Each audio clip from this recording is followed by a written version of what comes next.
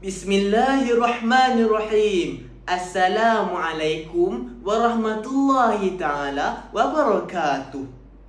Yang dihormati para guru, pelajar serta hadirin yang dikasihi Allah sekalian.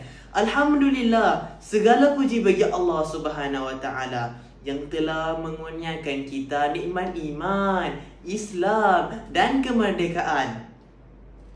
Selawat dan salam ke atas junjungan besar Nabi Muhammad sallallahu alaihi wasallam, keluarga baginda, para sahabat serta seluruh umat Islam yang mengikuti sunnahnya hingga ke hari kiamat. Baiklah, saudara dan saudari, hari ini kita berkumpul bukan sekadar untuk memperingati tarikh keramat kemerdekaan negara, tetapi untuk merenung dan menghayati makna kemerdekaan dari sudut pandangan Islam. Apakah erti merdeka bagi seorang Muslim? Apakah kemerdekaan hanya sekadar bebas dari penjajahan fizikal atau lebih mendalam daripada itu? Kemerdekaan bermula daripada pembebasan jiwa.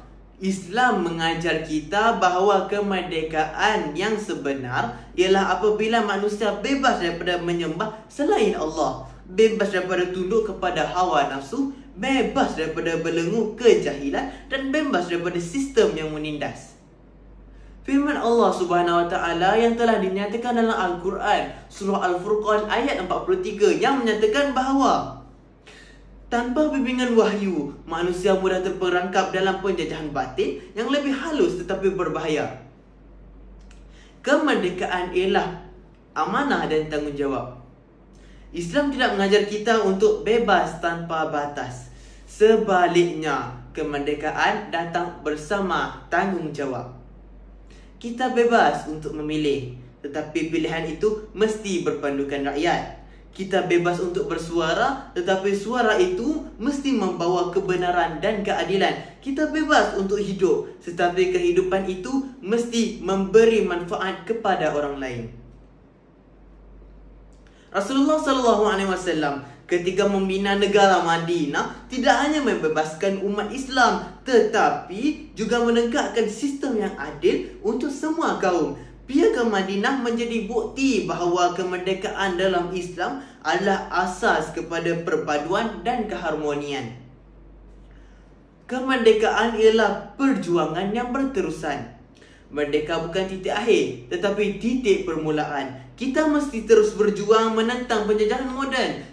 Contohnya, penjajahan minda, budaya dan akhlak. Penjajahan ini tidak datang dengan senjata, tetapi dengan ideologi, hiburan dan gaya hidup yang menjauhkan kita daripada nilai Islam. Kemerdekaan ialah peluang untuk membina tamadun. Kemerdekaan memberikan kita ruang untuk membina masyarakat yang berteraskan nilai Islam seperti keadilan, kasih sayang, integriti dan kebijaksanaan. Kita tidak mahu kemerdekaan yang hanya kebebasan tanpa arah. Sebaliknya, kita mahu kemerdekaan yang melahirkan insan yang bertakwa, pemimpin yang adil dan rakyat yang berakhlak.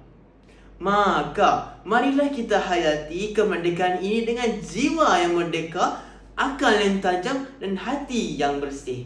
Jadikan Islam sebagai panduan dalam setiap langkah kita membina negara yang aman, makmur dan diberkati. Sekian, wabillahi taufiq wal hidayah. Assalamualaikum warahmatullahi taala wabarakatuh.